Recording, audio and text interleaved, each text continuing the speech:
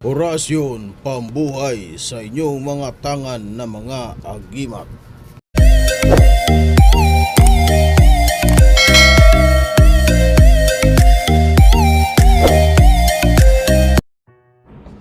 Ikaw ba ay isa sa nagtatangan ng agimat, anting-anting, ngunit hindi mo alam kung ito ba ay mayroong bisa para magamit mo sa oras ng kapahamakan?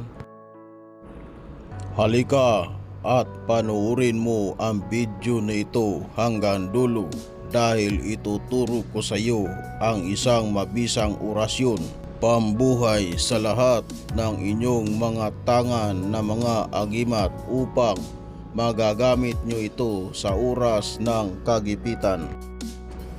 Gawin mo ito sa araw na Martes o Biyernes sa oras na alas 6 ng umaga o di kaya alas 6 ng gabi. Gawin mo ito sa isang lugar na walang may makakakita sa iyo or sa kwarto o di kaya sa altar, mas maganda. Magsindi ng 3 kandila at ilatag malapit sa kandila ang lahat mo na mga tangan at isang basong tubig.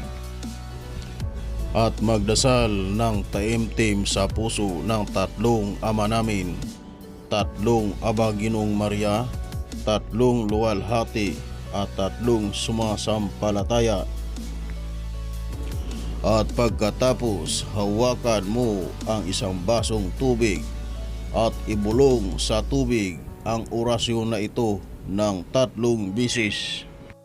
Haik Duna, Haik Munira, Haik Sancta Sacrificia, Ilibata, Alsasis, Laturis, Kainig, Awiwi, Adna, Chilim, Gaygap Pananigan, Mikmak, Maigsak, Masak, Masod, Uha, Aha, Ha, Hu, Haok, Abha, Hikaak, Huwa, Ahuhay, Hiya, Aha, Ha.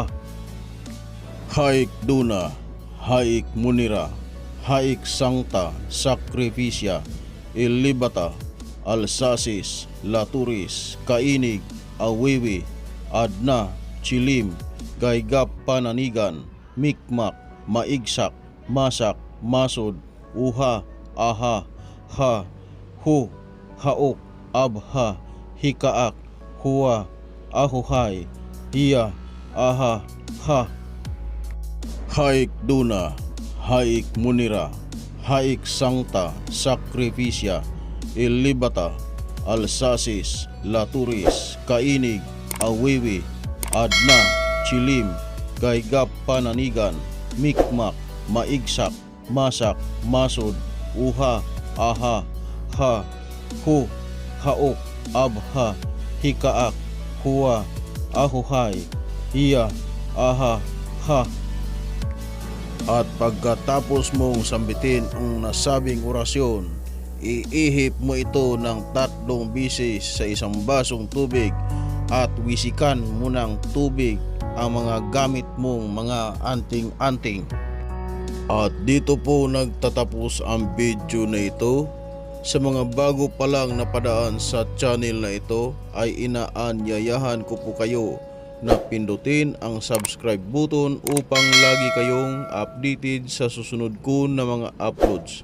Maraming salamat sa inyo lahat at sa inyong panonood hanggang sa muli nating pagkikita.